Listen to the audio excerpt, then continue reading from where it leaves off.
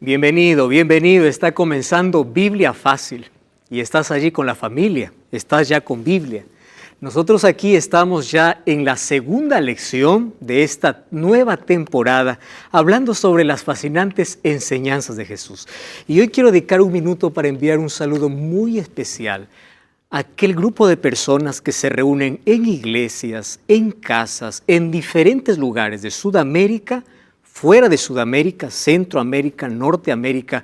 Llega incluso aquí lindos testimonios e historias de personas que están allá al otro lado, en Europa, viendo este programa. Un grande abrazo, nuestro cariño para ti y Dios bendiga aquel interés que tienes de profundizar tu conocimiento en la voluntad de Dios, en la palabra de Dios. Bienvenido y ya sabes que tú puedes acompañar esta temporada con este nuevo curso o el curso que nosotros aquí estamos ofreciendo, que se llama Enseñanzas de Jesús. Aquí están todos los textos bíblicos y aquí están los títulos y los programas que nosotros estamos realizando en esta temporada. ¿Qué tienes que hacer? Envíanos un WhatsApp, más 5512-98-100-1460. Te recuerdo que el curso es totalmente gratis. Te vamos a solicitar tus datos para hacerte llegar. ¿Estás en Sudamérica? Te llegará en formato digital o en formato físico. Fuera de Sudamérica, en formato digital. Pero bienvenido a un nuevo estudio de la Palabra de Dios. Estoy aquí con amigos que visitan de diferentes países. Ya conocimos a Virginia, ¿verdad? En el programa anterior. Ahora queremos conocer a Silvia. ¿Cómo está Silvia? Muy bien, pastor, gracias. Feliz. Mi nombre es Silvia Oróstica. Vengo de Chile, de Concepción. Dejé allá a mi familia, pero yo sé que ellos están tranquilos. Porque ¿Cuántos hijos tiene Silvia? Tres hijos. Marcelo de 22, Javiera de 26 y Carlitos de 28. Oh, mira, qué lindo. Y mi marido que también me está mirando. Y un abrazo para todos ellos. ¿Cuál es la comida que representa Chile? Poroto, empanadas, tenemos el pastel de choclo. Ajá. Y nuestro baile nacional, la cueca. ¿Y ya extrañando la comida ahora? Sí, un poco. Apenas estamos comenzando. Sí, un poco, pastor. Y bueno, Silvia, vale la pena. Sí. Hemos estado comunicándonos incluso antes de que participes aquí en este programa. Perfecto. Y nos alegra tanto tenerte aquí. Muchas ya te gracias. dije que Dios permitió que todo este grupo pueda estar aquí. Estuvimos orando por ustedes y también por ti que estás viendo de casa. Siéntete parte de este grupo. Ellos están aquí representando un país, una familia. Sin embargo, hay tantos miles de personas que forman parte de este grupo y cada vez es mayor. Hoy vamos a hablar acerca de la salvación, porque si hay algo que nos importa a los seres humanos que queremos, que amamos a Jesús o al mundo cristiano, es la salvación. Hacemos lo que hacemos por la salvación, ¿verdad? Entonces, ¿qué enseña la Biblia? O mejor, ¿qué enseñó Jesús? Y está registrado en la Biblia acerca de la salvación. ¿Cómo se salva el hombre? El ser humano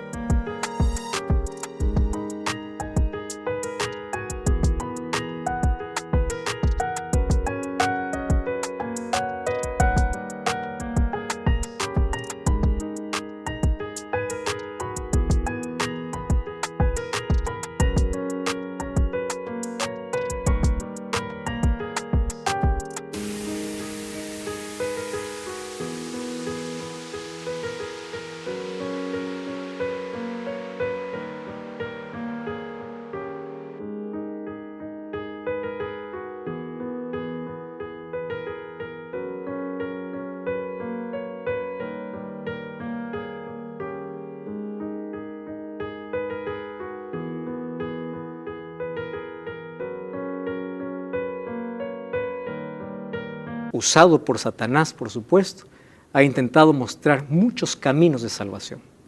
Cuando Jesús dijo que existe un solo camino. Yo soy el camino, dijo Jesús. Yo soy la verdad y yo soy la vida. Hay un texto que es muy conocido en el mundo cristiano, muy lindo, lo que Jesús dijo allí en la casa de Zaqueo, ¿verdad? Dice, el Hijo del Hombre vino a buscar y a salvar lo que se había perdido. El Hijo del Hombre, por supuesto, estaba haciendo referencia a él mismo, y aquí está describiendo su misión de manera clara. Yo vine a buscar y salvar. La búsqueda por salvación o por salvar al ser humano comienza en el jardín del Edén. ¿Qué es lo primero que hizo Adán o hicieron Adán y Eva cuando se rebelaron contra Dios? Esconderse. ¿Cuál es la primera acción divina? Buscarlo. Y desde allí el ser humano, siempre que estuvo separado de Dios, se escondió detrás de árboles, de compromisos, de placeres, detrás de hojas, para no dejarse encontrarse por Dios.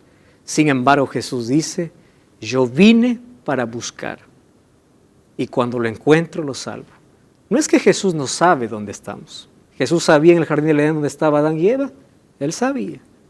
¿Y por qué Jesús le dice dónde estás? Para que el ser humano se dé cuenta de su condición que está perdido. Jesús sabe dónde encontrarnos. Sin embargo, para que nosotros podamos reaccionar, darnos cuenta que estamos perdidos, Dios dice, yo te estoy buscando. Ahora, yo vine a buscar y salvar. ¿Qué cosa vino a salvar? Vino a salvar una creación perfecta que fue arrancada de su mano. Vino para restaurar aquello perfecto que Él un día perdió. Y no porque Cristo sea un perdedor, sino porque la criatura a quien Él creó con libertad decidió rebelarse contra su Creador. Sin embargo, esa historia no comienza en la tierra. La historia comienza ¿dónde? En el cielo. La Biblia comienza Génesis capítulo 1, versículo 1 diciendo, en el principio creó Dios los cielos y la tierra. Solo que cuando este planeta estaba, o vino Dios a crear este planeta, ya existía un universo creado. Y ya existía una rebelión. Dios creó otros seres y Dios creó también ángeles, ¿verdad? Que nosotros conocemos allí en la Biblia, que están al servicio de Dios. Y hay algo que me gusta de cuando Dios crea a un ser inteligente, lo hace libre.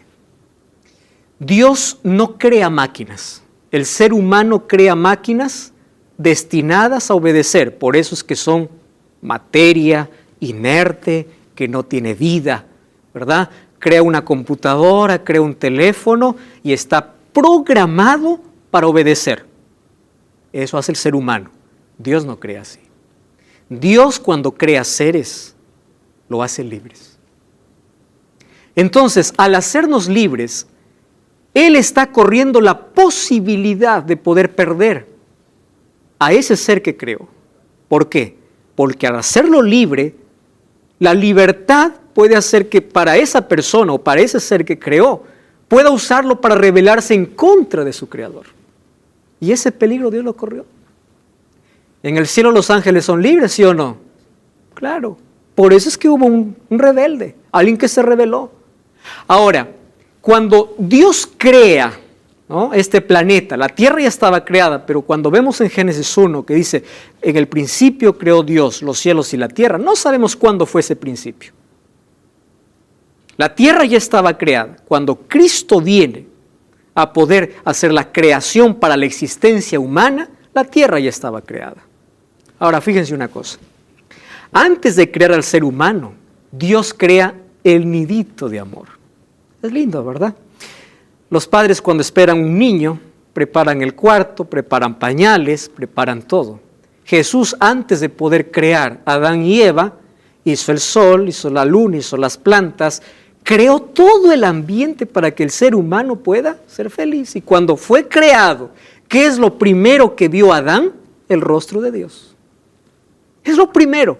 Y después, cuando se levantó, Dios le entregó un regalo. ¿Cuál es el regalo? El mundo perfecto. Solo que ahí se dio cuenta que Adán solo no podría. Entonces creó a una pareja, creó a Eva. Y a ambos Dios les dio un regalo. ¿Cuál es ese regalo? Esta tierra, administrenlo. Yo soy el dueño, pero les regalo. Ustedes van a administrar, incluso Génesis capítulo 1, versículo 28, dice que Dios les dio potestad, es decir, poder para dominar a las bestias del campo, a las aves del cielo, a todo. Es decir, te entrego, te regalo, administralo. Solo que Adán y Eva, ¿qué cosa tenían?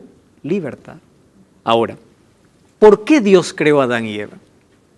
La intención divina era que ellos puedan formar parte de la familia celestial. Y el propósito de crear un ser humano, ¿cuál es? De que éste pueda vivir feliz y eternamente. Eso estaba en el plan de Dios. La eternidad y la felicidad estaba en el plan original de Dios. Era el plan original. Solo que les entregó libertad. Porque Dios quiere hijos libres. Si alguien le sirve, es por amor, porque elige. Dios no quiere una adoración obligatoria. Dios no quiere que alguien pueda servirle, adorarle por miedo, ¿verdad? Es por amor. Entonces, allí corrió el riesgo y ocurrió el primer pecado, Silvia. Es por eso que cuando desterró a Adán y Eva, puso 2 querubines en el árbol de la vida eterna. ¿Por qué Dios excluyó a Adán y Eva del jardín del Edén? Porque ellos tenían acceso al árbol de la vida. Y si ellos comían del árbol de la vida, ellos serían pecadores eternamente. Entonces Dios los sacó del jardín del Edén. ¿Correcto? Eso solo era una consecuencia de aquello que ellos hicieron.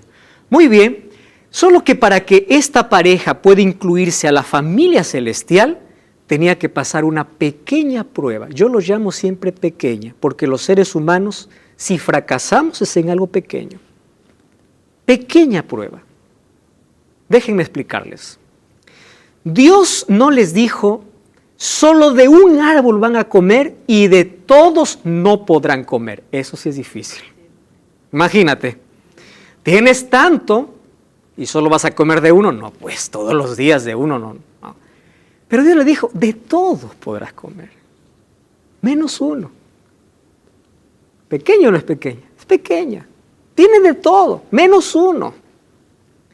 Ahora hay algunos que dicen, pastor, parece que Dios es cruel. ¿Cómo Dios va a sacar a alguien solo porque comió un fruto?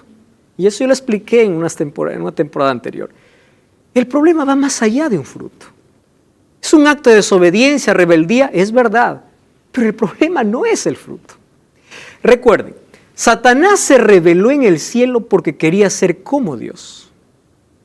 Y cuando viene a la tierra a tentar a Adán y Eva, o cuando él ya está en la tierra y tienta a Adán y Eva, le dice, ustedes serán como dioses. ¿Qué cosa le está vendiendo Satanás? La misma filosofía de él en el cielo. Cuando ellos aceptan el fruto, ¿qué cosa están aceptando? Una propuesta diabólica. ¿Cuál es la propuesta? Quiero ser como Dios. Se dan cuenta que va más allá de un acto. El acto de desobediencia es pecado, pero tiene un trasfondo. Entonces allí ellos no pasaron esa prueba de lealtad y ellos eligieron, ¿correcto? Es decir, la entrada del pecado fue una elección. Y uno puede decir, ¿cómo yo puedo pagar las consecuencias de alguien que cometió hace tiempo, verdad? ¿Eso no les parece injusto? Claro. Pero también hoy estamos en la misma situación, porque el asunto de salvación es un asunto de elección. Así como para Adán y Eva, ellos podían decidir perderse o salvarse, para nosotros igual. Ahora vamos a explicar más sobre ese asunto. Jehová Dios les dijo, de todo árbol podrás comer, mas del árbol de la ciencia del bien y del mal no comerás, el día que comieres, de cierto morirás. Yo les pregunto, cuando Adán y Eva comieron el fruto, ¿murieron? ¿Hubo muerte, sí o no?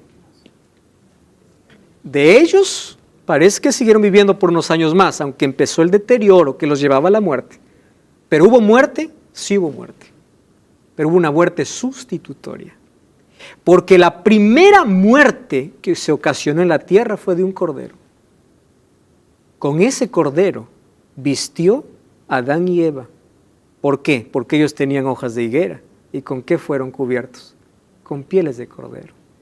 Y cuando ese cordero moría, ¿qué cosa estaba diciendo Jesús? Yo estoy muriendo en su lugar. Por eso es que desde Génesis, Apocalipsis, encontramos que la salvación cuesta sangre. Y que alguien tomó nuestro lugar. Una muerte sustitutoria. Adán y Eva tenían que morir en ese día, mas un cordero murió. Nosotros estamos condenados a la muerte eterna, mas Cristo vino y murió en nuestro lugar para que podamos tener vida eterna. No nos pudo salvar de una consecuencia, que es la muerte natural, pero sí de la muerte eterna. Y ahora la salvación es un asunto de elección. Ahora, cuando ellos pecaron, Dios tenía 3 opciones de cómo tratar el pecado allí con Adán y Eva. Número 1, anular su ley. Es interesante. ¿Cuál era la ley que Dios había puesto en el jardín del Edén? No comerás. ¿Correcto?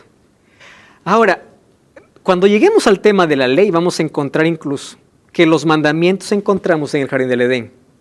Porque dice que Eva codició del fruto. Y en su ley dice, no codiciarás. Bueno, eso vamos a, cuando lleguemos al tema de la ley. Dios pudo haber dicho, anulo la ley, se anula el pecado. ¿Es así o no? ¿Por qué ellos estaban pecando? Porque había una ley que decía, no lo hagas. Entonces, para Dios hubiese sido fácil decir, quito la ley, se quita la culpa, se quitó el pecado y se acabó el asunto. Otra opción. ¿Cuál es la segunda opción? Yo les avisé, paguen sus consecuencias. Yo les dije, no coman, ustedes comieron, mueran. Eso sería otra opción. ¿Y cuál era la tercera opción? La ley se cumple. La ley, ¿qué cosa manda? El día que comes, mueres. Por eso es que la ley no salva, la ley condena. ¿Correcto? Pero la ley cumple una función, no de salvación. Está diciendo qué es pecado y qué no es. Entonces, Dios tomó la tercera opción. La ley se cumple. ¿Y la ley qué cosa manda? Morir. Pero yo voy a morir en su lugar. Y allí comenzó el camino de salvación. Y es por eso que en el Antiguo Testamento nosotros vemos todo un sistema de sacrificios en el pueblo de Israel, un cordero muriendo todos los días, hasta que llega Jesús, y cuando Juan ve a Jesús dice, he aquí el Cordero de Dios que quita el pecado del mundo. Ahora, la Biblia dice que nosotros por Adán y Eva somos condenados, pero gracias a Cristo somos rescatados. Jesús, el apóstol Pablo desarrolló una teología diciendo que Jesús es el segundo Adán. ¿Por qué el segundo Adán? Porque Él es nuestro representante. ¿En qué sentido? Adán cayó en un jardín, Jesús venció en un desierto. La primera tentación para Adán fue, o para Adán y Eva fue comer de un fruto. La primera tentación para Jesús fue comida también, ¿verdad? Apetito, que estas piedras se conviertan en pan. La misma situación, solo que donde uno cayó, el otro venció, pero el segundo venció con una desventaja. ¿Cuál es la desventaja? Que vino ya como ser humano. No tenía la naturaleza pecaminosa, pero ya tenía el físico deteriorado. Entonces, Adán, cuando salió de las manos de Dios, era perfecto. Cuando Jesús viene y se hace hombre, ya viene a tomar un cuerpo que está con más de 2000 años de pecado. Y ahí él es victorioso. Alguien puede decir, pastor, ¿yo por qué tengo que pagar la culpa de Adán? Adán pecó, él se perdió, correcto. Yo no hice nada para perderme. Muy bien, pero tampoco hiciste nada para salvarte. Porque quien nos salvó, ¿quién es? Cristo. Entonces, así como nosotros no tenemos parte en el primer pecado, por el cual vino la muerte y el sufrimiento, también no hemos hecho nada para poder salvarnos. ¿Quién hizo todo? Jesús. Pastor, o sea, Adán, un hombre, condena a la humanidad y sin embargo Jesús, un hombre, restaura la humanidad. Todo lo que perdimos con Adán, Cristo lo restaura. ¿Qué perdimos con Adán, Silvia? El árbol de la vida. Y Apocalipsis 22 nos dice que tendremos acceso al árbol de la vida. ¿Quién nos restituyó? Cristo. ¿Qué perdimos con Adán? Un hogar perfecto. ¿Qué cosa nos restauró Cristo? El hogar perfecto. Todo lo que perdimos en el Edén, Cristo nos devolvió. Pastor, ¿Dios se arrepintió de haber creado al hombre? Génesis 8. Sí. En la Biblia nosotros encontramos algunas expresiones para que el ser humano pueda comprender. Por ejemplo, Dios se arrepintió. La palabra arrepentirse significa le dolió profundamente en el corazón ver que la creación perfecta se deterioró. Ahora vamos a ver justo ese texto, ¿correcto? Ahora miren, ¿qué sucedió cuando Adán y Eva pecaron, allí Dios coloca la primera promesa de salvación. Hay una frase que me gusta repetir. Antes de que se diga en la creación haya luz, en la eternidad se dijo haya cruz. Porque el plan de salvación para el ser humano estaba antes de la caída del ser humano. ¿Por qué? Porque al darle libertad había probabilidad de que ellos podrían elegir mal y podrían perderse. Sin embargo, ¿qué cosa existía? Un plan de salvación. Y es por eso que en Génesis capítulo 3, versículo 15, está la primera profecía de la Biblia. Qué lindo. Vamos a abrir la Biblia. Génesis capítulo 3, versículo 15. Primera profecía, primera promesa que Dios mismo da para el ser humano. Dice así: pondré enemistad entre ti y la mujer, entre tu simiente y la simiente suya. Esta te herirá en la cabeza y tú le herirás, ¿dónde dice? En el calcañar. En algunas versiones dicen el talón. ¿Verdad? ¿Qué cosa está diciendo aquí Jesús? Jesús llama a un juicio. Dios llama a un juicio. ¿Quién está ahí? Adán, Eva y la serpiente. Ojo, la serpiente solo era una máscara. Alguien dijo, la primera celebración de Halloween fue el jardín del Edén, porque el primero quien usó máscara fue Satanás, ¿verdad? Él se disfrazó. Muy bien, pero aquí Jesucristo llama a juicio. Y aquí Eva representaría al pueblo de Dios que traería al Mesías. Por eso dice, enemistad pongo entre ti y la mujer. Solo que dice, entre tu simiente y la simiente. ¿Qué está hablando? Descendencia. Alguien que descendería de esta mujer te aplastaría en la cabeza. Y ustedes van a encontrar de Génesis a Apocalipsis 2 simientes. Caín y Set. Los hijos de Dios, los hijos de los hombres. Toda la Biblia, el pueblo de Israel y las otras naciones. 2 pueblos, 2 simientes. Hasta que llegaría Cristo. Ahora, Eva lo comprendió. Es por eso que en el pueblo de Israel, toda mujer quería tener un hijo varón. ¿Por qué? Porque Dios les prometió que de una mujer, que ahora representaría a su pueblo, ¿qué cosa vendría? Alguien que aplastaría la cabeza a Satanás. ¿Haciendo referencia a quién? A Cristo mismo. Vamos a revisar, miren. Génesis capítulo 4, versículo 1. Conoció Adán a su mujer Eva, la cual concibió a luz a Caín y dijo, por voluntad de Jehová he adquirido un varón. ¿Qué cosa está diciendo? Un varón. ¿Cuál era la promesa? De ti saldrá alguien que aplastará la cabeza. Entonces todos esperaban tener un hijo varón porque todos querían ser la madre del Salvador. Y Eva pensó que su primer hijo sería el Salvador. Pero nosotros sabemos que no fue. Pasaron muchos años hasta que encontramos Mateo capítulo 1 y el nacimiento de nuestro Salvador. ¿Cuál fue la condición humana entonces después del pecado? Aquí voy a tocar un texto que Silvia ya nos recordó, Génesis capítulo 6, versículo 5. La maldad de los hombres era mucha en la tierra y todo designio de los pensamientos del corazón era de continuo solamente el mal. Queridos, ¿dónde está la fábrica de pecados? En la mente. Corazón es mente, pensamientos. Aquí se fabrican los homicidios, el odio, el adulterio, todo en la mente. Entonces, cuando el corazón está contaminado, las acciones son el resultado, la maldad. Entonces, cuando nosotros decimos queremos parar la delincuencia, queremos parar esto, queremos parar lo otro, estamos viendo que queremos parar acciones cuando el problema no está en la acción, sino está en el corazón. Paremos con la corrupción. Hacemos pancartas, hacemos huelgas, salgan los corruptos, pero el corrupto no es una acción, está dentro del corazón. Exacto, entonces el ser humano está contaminado interiormente. Las acciones son el resultado de lo que tiene dentro. Ahora, ¿qué más dice Salmo 51:5? En maldad he sido formado y en pecado concebí mi madre. ¿Saben? Esta es la única herencia, ¿verdad?, que recibimos, lamentablemente, de maldición. ¿Cuándo el ser humano peca? Nosotros tenemos un concepto equivocado de pecado.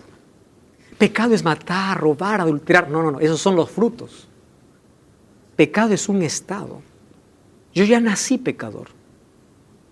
Ya nací pecador. En maldad he sido formado y en pecado. Yo ya nací pecador. Giselle, ¿qué hiciste para ser peruana? Correcto, nacer en Perú. ¿Qué hice yo para ser pecador? Nacer en este mundo. Es simple. Venimos a este mundo y ya venimos siendo pecadores, ¿verdad? Esa es nuestra realidad, nuestra condición. Y Jesús dijo, del corazón salen los malos pensamientos, los homicidios, los adulterios, las fornicaciones, los hurtos, los falsos testimonios. Es decir, el ser humano ya viene malo por naturaleza. Cuando nosotros tenemos esa cosmovisión correcta, vamos a comprender cómo encontrar la solución. Entonces, ¿de qué tenemos que salvarnos? ¿De qué cosa Dios nos va a salvar? Dios nos tiene que salvar de esta condenación con el cual nosotros ya venimos. Estás en Biblia Fácil, este es tu programa semanal de estudio de la Biblia. Qué lindo es poder reunirnos para poder estudiar la palabra de Dios. Hoy estamos hablando acerca de la salvación. Cristo dijo, yo vine para salvar o para buscar y salvar lo que se había perdido. ¿Quién se perdió? Una criatura que Él creó con libre albedrío, con libertad. Para eso vino Jesús a salvar. ¿Y de qué tiene que salvarnos Dios? De esa condenación con la cual nosotros ya venimos. Si nacimos en pecado, es decir, nos tornamos automáticamente enemigos de Dios.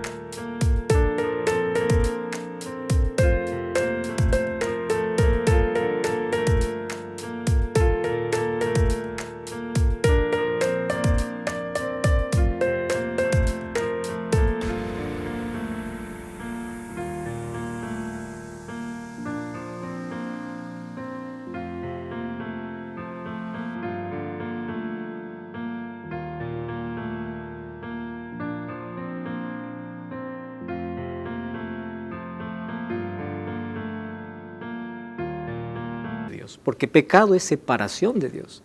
Imagínense, venimos siendo enemigos de Dios. Por eso la Biblia usa la expresión que Cristo nos reconcilió. ¿Qué cosa es reconciliación? Cuando hay dos partes enemistadas, alguien reconcilia. Ahora, vamos a ver un poco más sobre esto. Nosotros cuando tenemos la cosmovisión correcta, vamos a comprender el por qué el ser humano se comporta como tal. Nosotros podemos tener una cosmovisión desde el punto de vista de la psicología, donde estudia el comportamiento del ser humano. Desde el punto de vista de la sociología, donde estudia cómo el ser humano va cambiando en la sociedad en la cual se desarrolla. Pero nosotros tenemos que tener la cosmovisión bíblica, porque la Biblia nos enseña que el cambio que debe tener el ser humano no es externo. Es de adentro hacia afuera, porque el problema está adentro. Necesita salvarse de adentro hacia afuera. Miren, de nada nos sirve tener personas correctas por fuera cuando están podridas por dentro. Entonces, salvación no tiene que ver solo con conducta. Tiene que ver con un cambio que se refleje en la conducta, pero que comienza ¿dónde? En el corazón. Y esto es algo que las otras ciencias no pueden llegar. Porque esto solamente lo puede hacer Dios. Y de eso tenemos que salvarnos. Entonces, millones en este mundo estamos caminando a la muerte. Desde que nacimos para morir. Esa es nuestra condición, nuestra realidad. Sin embargo, el versículo más extraordinario, no quiero poner un versículo por sobre otro, pero el mini evangelio, el texto más conocido por el mundo cristiano, es Juan 3:16, porque de tal manera amó Dios al mundo que ha dado a su Hijo unigénito para que todo aquel que en Él cree no se pierda, sino tenga vida eterna. Alguien hizo una pregunta así: ¿cómo yo puedo amar o cómo puedo corresponder el amor de Dios? Porque ustedes saben que si existe un amor no correspondido, es el amor de Dios por el ser humano. ¿Qué es un amor no correspondido? Yo hago todo por ti y tú me ignoras. En las relaciones humanas acontece, especialmente en la juventud, ¿verdad? Cuando uno quiere conquistar, un joven, una señorita, un joven, los amores no correspondidos traen mucho dolor, frustración, decepción, traen dolor. Hay personas que por decepción, por no haber sido correspondido su amor, no creen más en una relación y deciden quedarse solas para toda la vida. Ahora, miren, el mayor amor no correspondido en el mundo es el de Dios por el ser humano. Dio su vida, dio todo.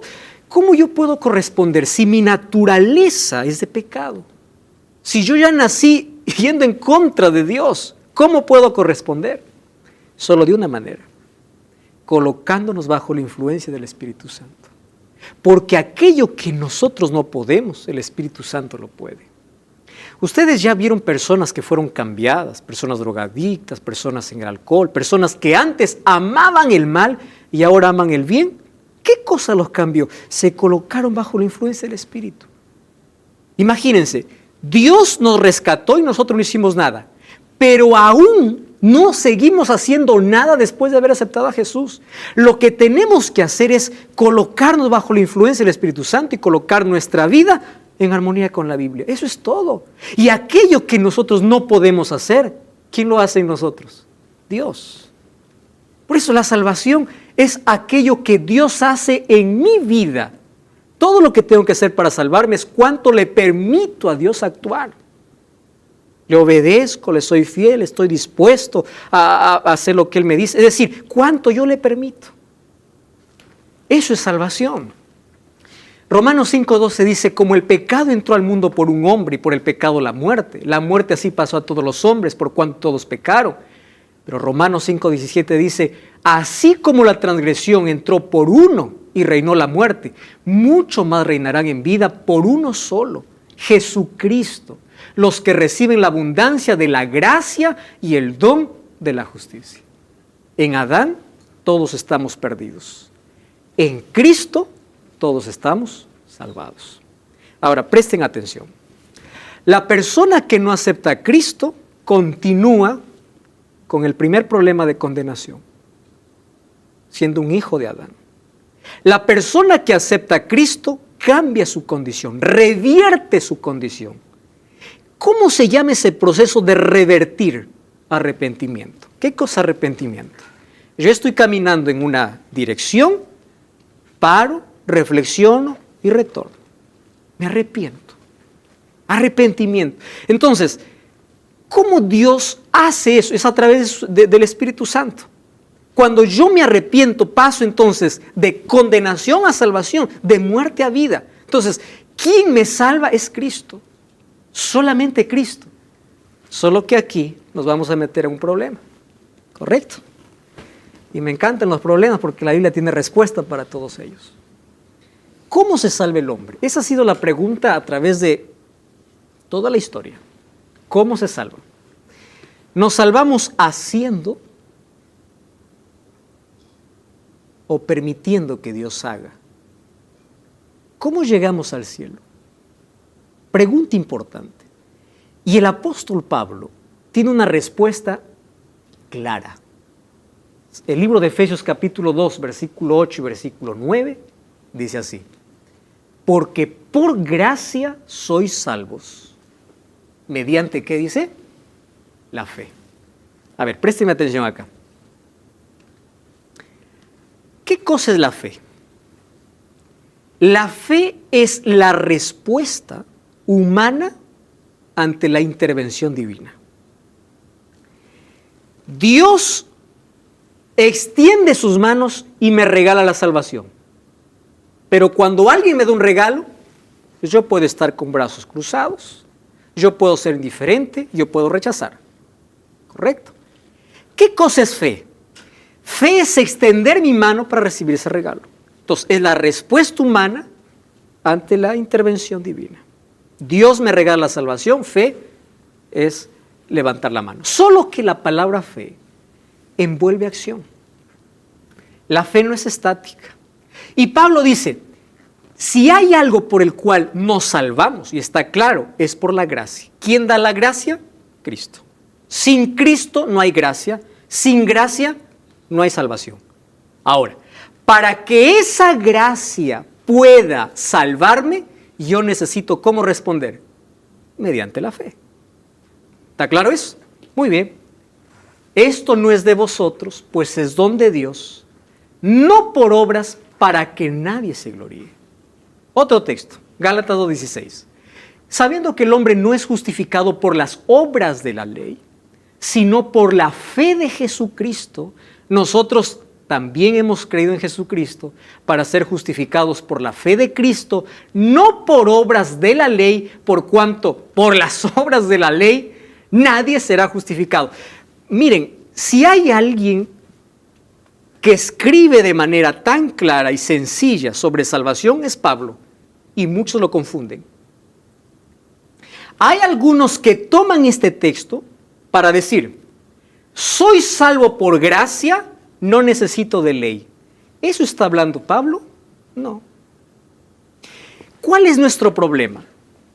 Es que intentamos mezclar dos cosas que están en lugares diferentes. Voy a ilustrar esto. Alguien ilustró así. Dice, está el ring preparado, está ahí toda la gente aplaudiendo, esperando que dos boxeadores entren. Uno se llama ley, el otro se llama gracia. Y se van acercando. Y cuando llegan al centro de combate, en lugar de pelear, ambas se abrazan. No hay pelea. ¿Cuál es el problema entonces? ¿Por qué nosotros hacemos pelear la ley y la gracia? Porque nosotros confundimos un solo asunto. Creemos que la ley puede salvar. Por eso es que hay algunos que dicen, si no guardas la ley, estás perdido. No, no es así. Quien está perdido es aquel que rechaza a Cristo. ¿Correcto? Pero ¿dónde viene la confusión? El otro que dice, entonces, solo por gracia no necesito de ley. Cuando son dos asuntos que se complementan por una sencilla razón. El mismo que dio la gracia es el mismo que dio su ley. Porque Dios es amor y Él es justicia. ¿Cómo demuestra su justicia? Mediante su ley. Entonces, ¿cómo cerramos este asunto? Nadie se salva por guardar la ley. ¿Está correcto esto? Nadie. Ah, no, pero los adventistas predican que tienen que guardar la ley porque se dicen que el sábado salva. Querido, si tú has escuchado un mensaje así, te aseguro que no es lo que nosotros proclamamos. La iglesia adventista proclama con claridad, somos salvos por la gracia de Cristo y por la fe en Cristo. ¿Correcto? ¿Está claro? ¿Por qué somos salvos? Por gracia. ¿Pero la gracia anula la ley de Dios? No. Romanos 3:31, ¿qué cosa dice? Por la fe invalidamos la ley de ninguna manera. ¿Por qué? Porque la ley no tiene la función de salvar. La ley tiene la función de decirte qué es pecado. Es por eso que algunos han comparado la ley como un espejo. Me voy a un espejo, me veo que estoy manchado, estoy sucio. Yo no agarro el espejo y digo, me voy a limpiar con el espejo. No. ¿El espejo me manda a dónde? Al agua. La ley me dice que soy pecador. Entonces, ¿a quién me manda? A Cristo. ¿Por qué soy salvo? Por la gracia. Pero ¿cómo soy salvo por la gracia si no hay una ley que me diga que estoy en pecado? Entonces, no hay lucha entre ley y gracia. Somos salvos por la gracia, no somos salvos por las obras de la ley. Pablo lo que trata de combatir en todos sus escritos es, porque en ese tiempo la gente quería llegar al cielo haciendo. Que hay que guardar esto, que hay que hacer lo otro, que si haces esto no llegas. No, la salvación es por gracia. Solo que, mucha atención aquí, la gracia de Cristo me transforma. La gracia de Cristo me torna obediente. Eso se llama fe. ¿Qué cosa es fe? La fe no solamente es decir creo en Dios. Fe es confiar y fe es obedecer. ¿Quién es el padre de la fe? ¿A quién es llamado padre de la fe? Abraham. ¿Cuál fue la máxima prueba de Abraham? La obediencia. No existe fe sin obediencia. Entonces, soy salvo por la gracia de Dios únicamente, pero cuando la gracia de Dios lo acepto en mi vida, su gracia me pone en armonía con su ley, con su palabra, y el Espíritu Santo empieza a transformar mi corazón y me convierte de un miserable pecador a un ciudadano para el reino de los cielos. Silvia. Podríamos poner la figura de Zaqueo con lo que estamos hablando, porque él era pecador. Y dio todo, y Jesús le dijo, hoy ha llegado la salvación a esta casa. Antes de entregarlo todo, ¿qué es lo primero que hizo Zaqueo, Silvia? Recibió a Jesús. Recibió a Jesús. Entonces, recibió el hecho de dar era la consecuencia, el resultado. ¿Cuál fue el problema de Zaqueo, Silvia? Antes de Jesús, su tesoro, ¿cuál era? El dinero.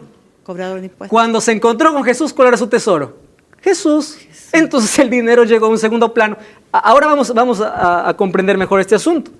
Cuando nosotros nos encontramos con Jesús, entonces, ¿verdad? Él nos transforma. Entonces, guardar los mandamientos, guardar la ley. Por eso es que nadie entiende a David cuando dice, me complazco en guardar tu ley. David, tú estás loco. Guardar la ley es feo. ¿Quién va a estar guardando la ley y ser feliz? Claro, porque la ley no es la causa de la salvación, sino es el resultado. Es la consecuencia natural, ¿correcto? Entonces aquí no hay ninguna pelea. Somos salvos únicamente por la gracia de Cristo, y ahora el mismo apóstol declara lo siguiente: somos hechuras suyas, creados en Cristo Jesús para buenas obras. Entonces, las obras, la obediencia, guardar la ley, ser fiel a Dios, eso es el resultado, porque somos hechuras suyas, creados en Cristo para buenas obras. Aquí entra el asunto de las obras, no como la causa de la salvación, sino como el resultado de la salvación. Queridos, la mejor obra que podamos hacer en este mundo sin Cristo no tiene valor. Santiago 2:17 dice, también la fe, si no tiene obras, es muerta. ¿Cómo tú dices que crees en Dios, que aceptas la gracia de Dios, si no demuestras con tu vida, si no colocas tu vida en armonía con su palabra, si no eres capaz de obedecer lo que Dios te pide? Muéstrame entonces con tus obras. Ahora, 1 Pedro 2:24 dice que Él llevó nuestros pecados en su cuerpo sobre el madero para que nosotros, estando muertos al pecado, vivamos a la justicia, y por su herida nosotros fuimos sanados. Aquí el apóstol Pedro está tomando el texto de profeta Isaías, capítulo 53, donde habla aquel del Mesías sufriente. Por aquella llaga nosotros fuimos curados. Primera de Juan 5:11 y 12 dice así, y este es el testimonio: Dios nos ha dado vida eterna. Qué claro es este texto. ¿Y qué dice? Y esta vida, ¿dónde está? En su Hijo. El que tiene al Hijo, tiene la vida. El que no tiene al Hijo, no tiene la vida. Yo quiero que esto ustedes puedan comprender bien. Yo puedo ser una persona moralista, una persona correcta. Puedo tener una conducta impecable, pero puedo estar perdido. ¿Quién es un ejemplo? El joven rico. Se acercó para Jesús y le dice, ¿qué puedo hacer para heredar la vida eterna? Guarda los mandamientos. Jesús está colocando la obediencia, que es el resultado de la fe. Oh, si es eso, ya estoy salvo, porque yo soy correcto. Nadie más podría decir, yo guardo todos los mandamientos. Este joven no dijo que sí. Es decir, era correcto. Le dijo, qué bueno. Una cosa te falta. ¿Qué cosa nos enseña esto, queridos?